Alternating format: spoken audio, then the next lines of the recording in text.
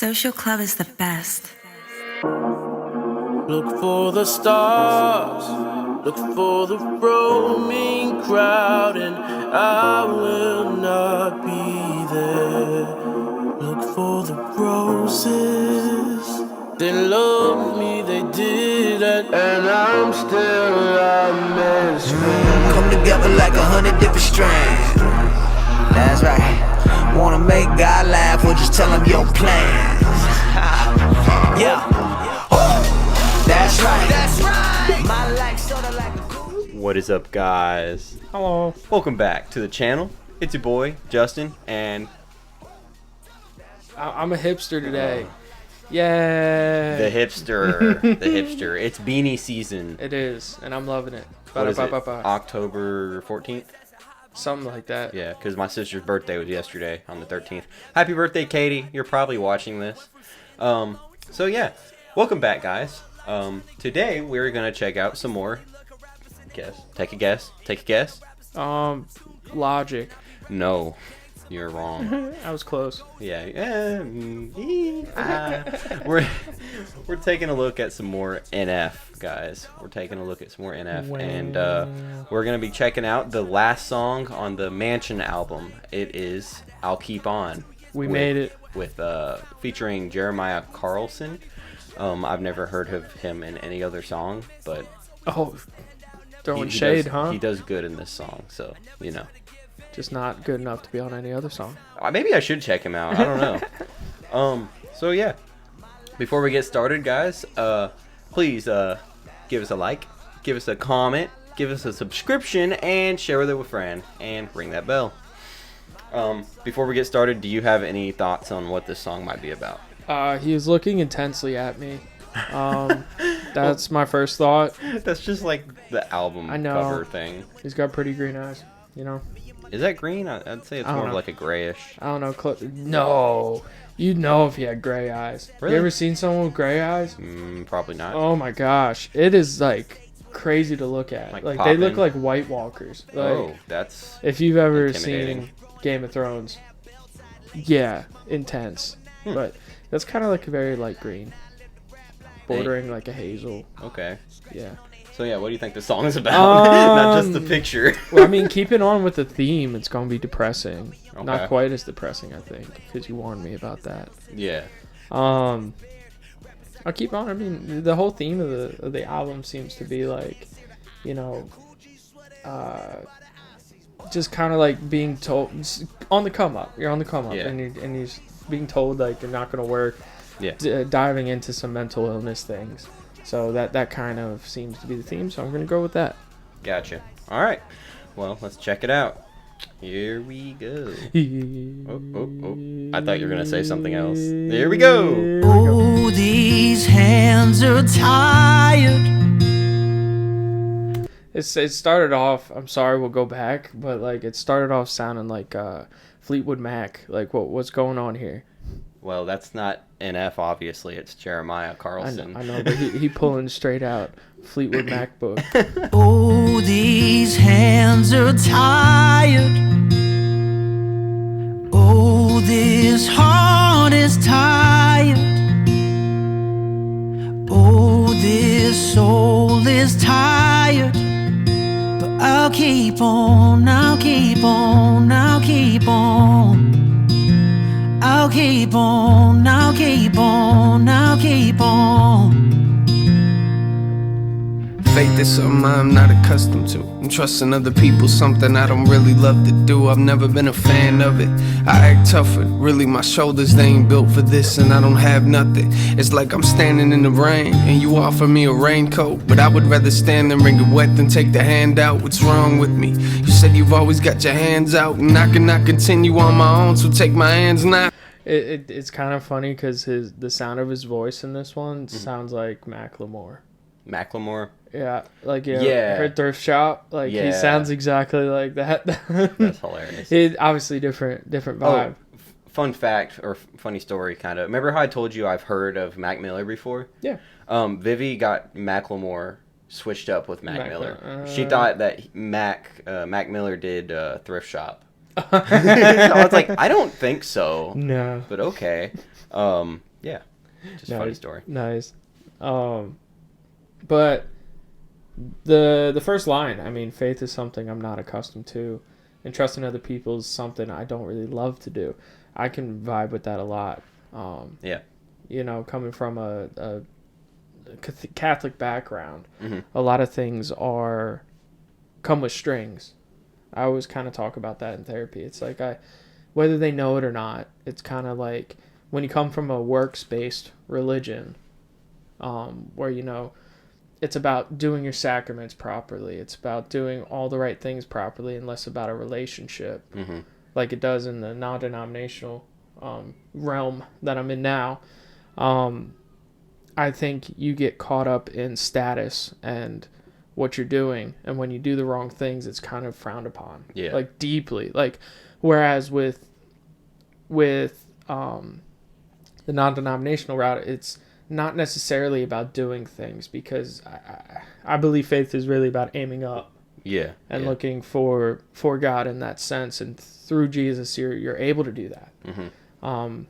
But when it's Catholicism, Jesus is kind of there.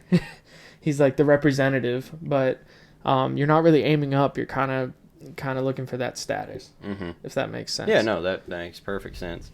I agree. But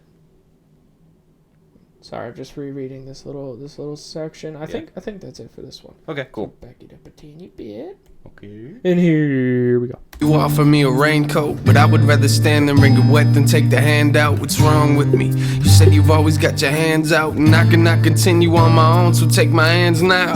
I give you everything, God, not just a little bit. Take it from me. I am nothing but a hypocrite. I hate sin, but I built a house and I still live in it. Afraid to open up the door till you let you into it. My soul is lost, and what it needs is your direction. I know I've told you I do not need your protection, but I lied to you. This thing is tiring, and man was not created for it. God, please retire me now. Okay, before we get back in there, that's another big stanza that's crazy. Yeah. And you know, my transition from Catholicism to non-denominational has been that. Mm-hmm. It's been this restructuring of moral reasoning, and I'm going to start talking in psychological terms because I just took my midterm today. But there's this dude named Kohlberg, and he put out these stages of moral reasoning, how we get our ethics. Okay. From a young age. And there's levels, and then there's stages within the levels. And the last two are when you take a moral stance, like rules that are given to you by other people, and you start exploring it against social context. Okay. And then when you do that, you then can create your own personal code of moral reasoning, if that makes sense. Yeah. And the cool part about Christian worldview, mm-hmm. when it's not denominational versus the traditional, is it allows you to really just strip away all those other houses that people have built. You're taking the man side out of it, and you go, just filter it through the word and filter it through Christ, and then you'll be aiming up if you do that. Yeah. And you'll be building a cathedral of your own rather than a house of sin, like he's saying. Yeah. Because that's literally, in my drug addiction, that's literally what it was. Is I was in the fourth out of 6 stages of that moral reasoning set that Kohlberg gave, and it was I'm exploring a new social context, which was partying and drugs and stuff, and it just got consumed in it. Mm-hmm. And then you build up a house of anger and depression and shame, and NF kind of experienced that through seeing his mom. Yeah. And that's almost as traumatic as doing the things. They say addiction's not a lonely sport. Yeah. Yeah, sorry. No, I feel you. I just that part was like super strong to me, where he's like,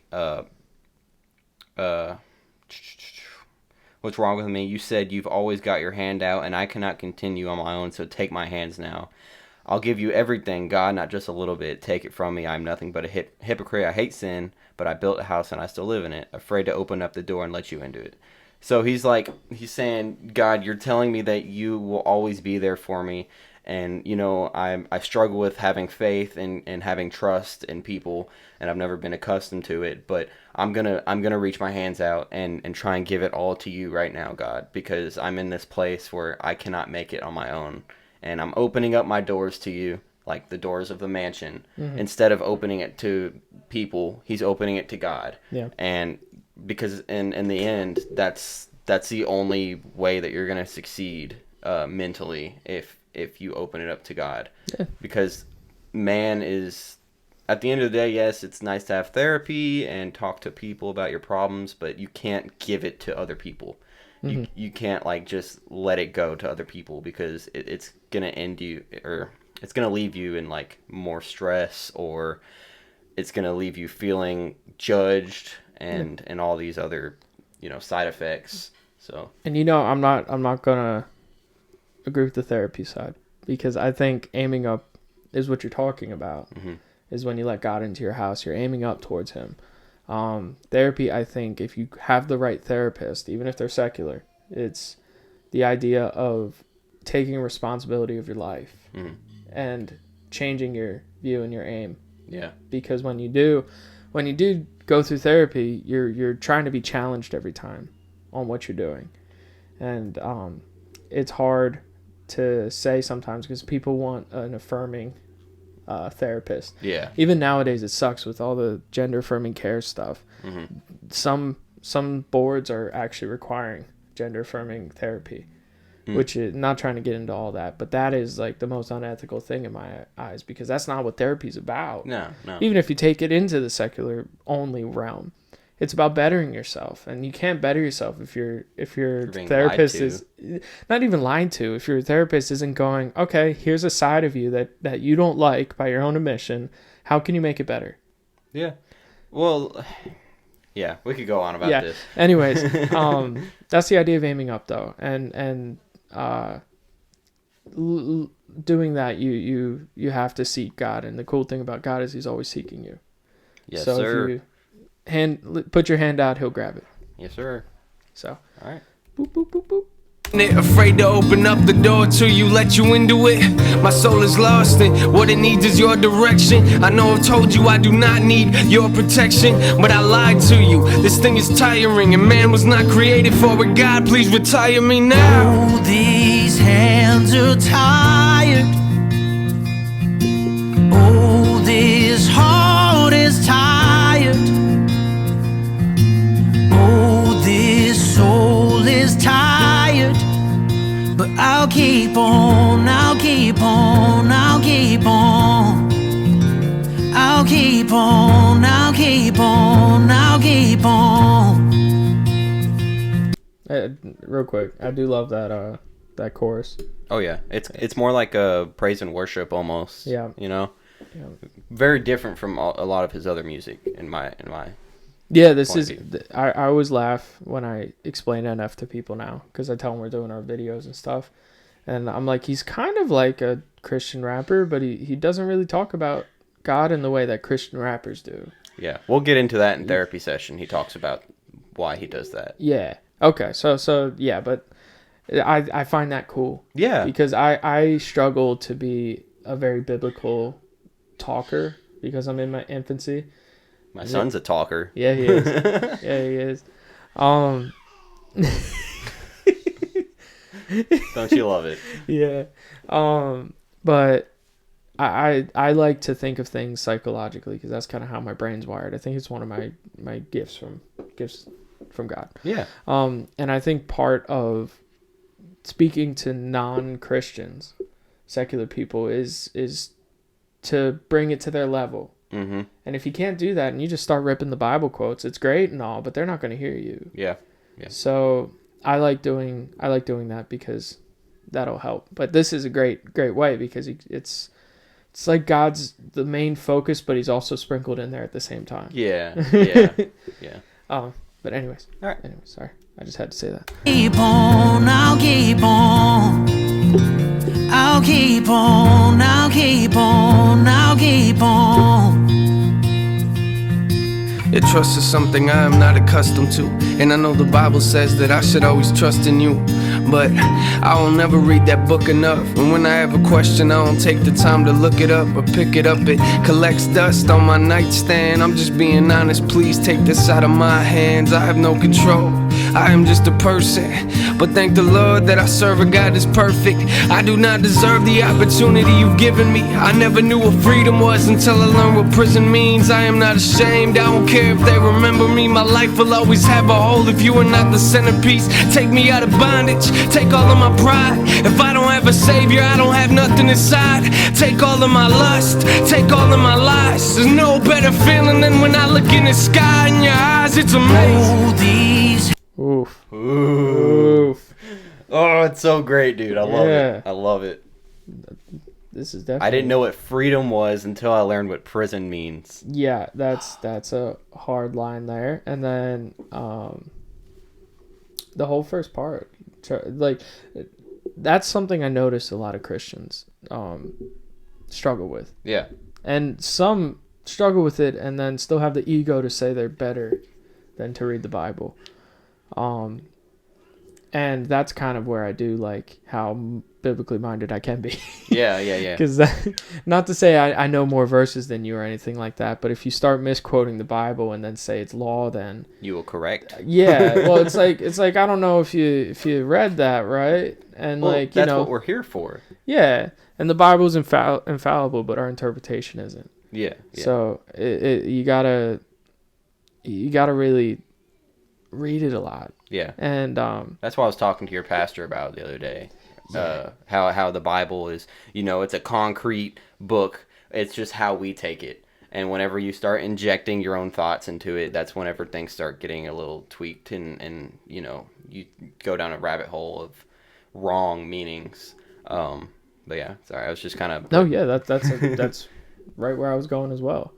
And when I think about going back to addiction, I think about the 12 steps. Like, I wasn't a part of any kind of anonymous 12-step program, but I read it a lot because I wasn't really spiritual in the Christian sense yet. But it is based off of kind of a Christian moral. It was created, I think, by a Christian group. Okay. But one of the steps is to admit that you are a victim of your addiction. Not a victim, because it's not about victimization. It's like you're a slave to your addiction. Okay.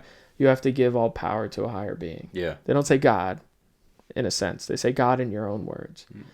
And you have to give up all the power to that being, and then you can then make amends for all the wrongs you've done, and you then can't rely on your own like needs in a sense like that. Yeah. Where not needs, it's like wants. Your wants. Okay. In a sense like that. So when you crave a drug, you go, that's not what my God wants, so I'm not going to do it. Gotcha. It's more responsibility spiritually than anything else. But that's what when he says, I have no control, I'm just a person, but thank the Lord that I serve a God that's perfect. That's like that, the core of that idea. Same mindset. Yeah. Yeah. And I like that he says, I'm not ashamed. I don't care if they remember me. My life will always have a hole if you are not the centerpiece. Yeah.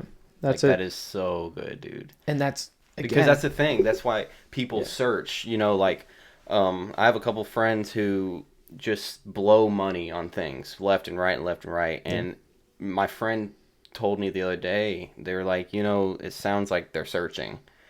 And it opened up my mind, because that's what people do when they're looking for something. They're looking for happiness or for fulfillment. They start buying things, or they start drinking, or get into drugs, or they start addictions, and it's like they're looking for a centerpiece, and their life will always have that hole if they don't have that centerpiece. And I don't know, I love that Dude, lyric. Going off of that, I don't know if you've ever seen the movie The Jesus Revolution. I might have. Is it older? It's on Netflix. No, it's pretty new. Okay. I suggest all of y'all go out there and watch the Jesus Revolution on Netflix. It's about the Protestant revolution in California during the 70s. And there's this hippie that comes to this traditional Baptist preacher. Yeah. And he talks about how traditionalism is pushing these people away. And just what you were saying, he was saying my generation are searching for God. Yeah. In drugs, in LSD, and they don't know it. In that. And yeah, they know it, but they don't, because Yeah. even they don't know what they're looking for. There's a guy who says it at I think Woodstock or one of these gatherings during the time, where he literally says, like, we are face to face with God when we're in these trips. Mm-hmm. And that's like, you know, my own experiences with psychedelic. I've told you about that. It's literally taking the filter off of life. Yeah. And I think it does sincerely get you a step closer to that realm of whatever you want to think of heaven and earth and hell being a part of, is whether it's a different dimension or a different realm, whatever you want. It's that I think you get a step closer to that. Yeah. But when you do it too much, you lose focus of reality and you stop aiming up. Yeah. Yeah. And that's what they were doing and he admits that. And he, you know, my favorite line out of it is he sits across the table from this preacher and he goes, I'm speaking to them in their own language, because you can only go through doors that are open. Right now, yours are closed. Mm-hmm. Like, I love it. It's such a powerful line. It makes me cry every time I see it. Like, but yeah, so that's kind of the vibe I got off of that. Let's finish it up. It's pretty much just like the chorus. Yeah. Repeating. No better feeling than when I look in the sky in your eyes, it's amazing. Oh, these hands are tired. Oh, this heart is tired. Oh, this soul is tired. But I'll keep on, I'll keep on, I'll keep on. I'll keep on, I'll keep on, I'll keep on. Ooh, oh,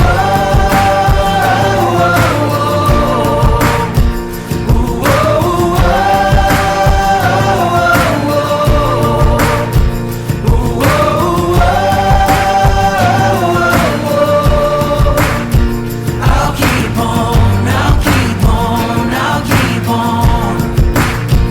Ooh, oh,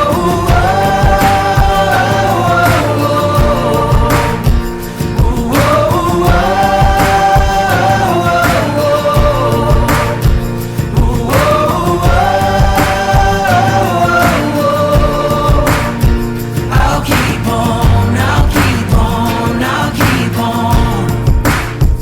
Ooh, oh, ooh, oh,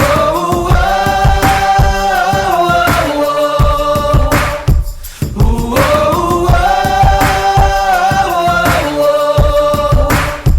I'll keep on, I'll keep on, I'll keep on.